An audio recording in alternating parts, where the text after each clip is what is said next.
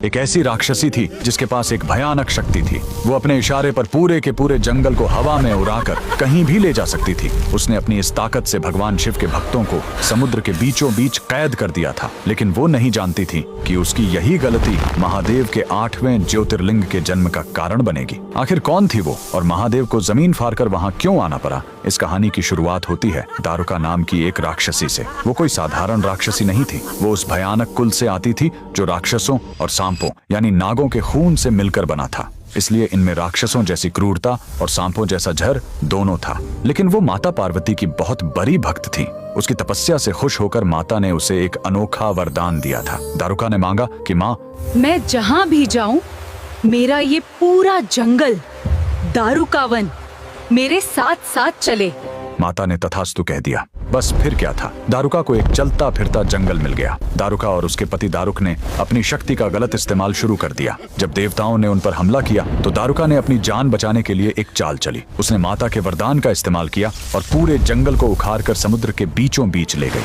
अब वो जंगल पानी से घिरा एक सुनसान टापू बन चुका था जहाँ कोई आ जा नहीं सकता था। वहाँ से गुजरने वाले जहाजों को वो लूट लेते थे। उसी दौरान उन्होंने शिवजी के परम भक्त सुप्रिय और उनके साथियों को पकड़ लिया और उसी जंगल वाले टापू पर कैद कर लिया। राक्षसों ने सुप्रिय को आदेश दिया कि वो शिवजी की पूजा छोड़ दें, लेकिन सुप्रिय नहीं माना। उसने वहां की मिट्टी से एक शिवलिंग बनाया और ओम नमः शिवाय का जाप शुरू कर दिया। राक्षस राजा को बहुत गुस्सा आया। उसने अपनी तलवार उठाई और सुप्रिय की गर्दन काटने के लिए आगे बढ़ा।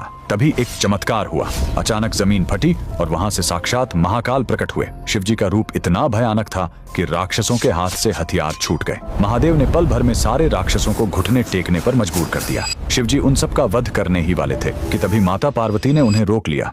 स्वामी, कृपया इन्हें छोड़ दीजिए, ये मेरे भक्त हैं। शिवजी मान गए। अपने भक्त सुप्रिय और देवताओं के कहने पर शिवजी ने हमेशा के लिए वहीं रुकने का फैसला किया, क्योंकि शिवजी ने नागों और राक्षसों के उस वन में वास किया था। इसलिए उनका नाम पड़ा नागनाथ। और बाद में उस जंगल को वापस महाराष्ट्र की उसी जगह पर स्थापित किया गया। लेकिन कहानी यही खत्म नहीं होती। हजारों साल बाद द्वापर युग में जब पांडव अपना 14 साल का वनवास काट रहे थे, तब उन्होंने इस जगह को दोबारा खोजा। कहा जाता है कि पांडवों के बड़े भाई धर्मराज युधिष्ठिर ने ही यहाँ महादेव की पूजा की और उनके लिए एक विशाल 7 मंजिला मंदिर बनवाया। ये पवित्र स्थान आज महाराष्ट्र के हिंगोली जिले में है, जिसे हम औंधा नागनाथ ज्योतिर्लिंग के नाम से जानते हैं। तो कमेंट में लिखें हर हर महादेव।